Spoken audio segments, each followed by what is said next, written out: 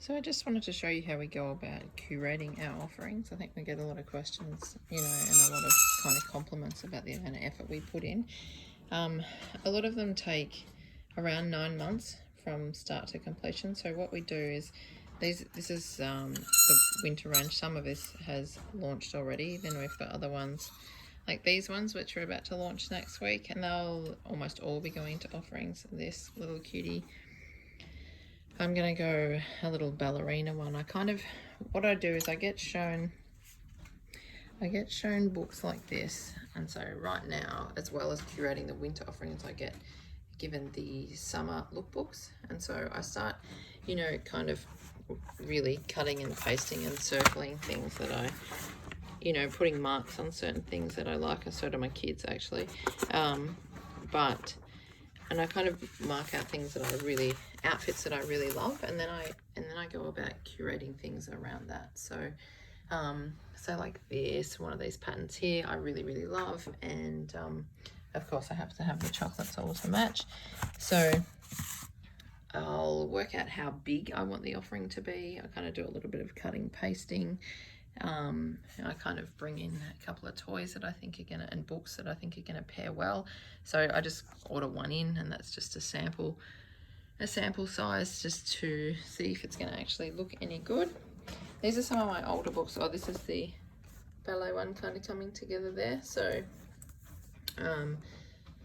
pretty happy with that one. I can't wait till that one comes live. It's gonna go with this one.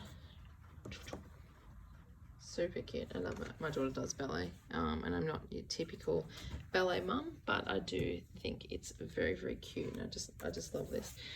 So this is just showing you back through, was one of my favorites. So I have these books called concept books, and I start, I cut and paste, and then for this one here, I found a beanie that matched perfectly, and then I decide, am I going unisex with it, and then where I go from there.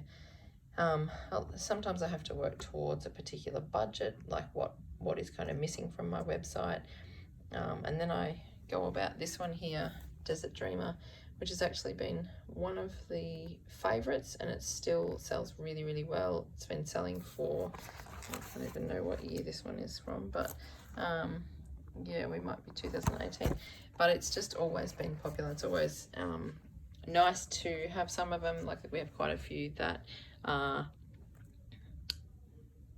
that will sell out and I can't get back again.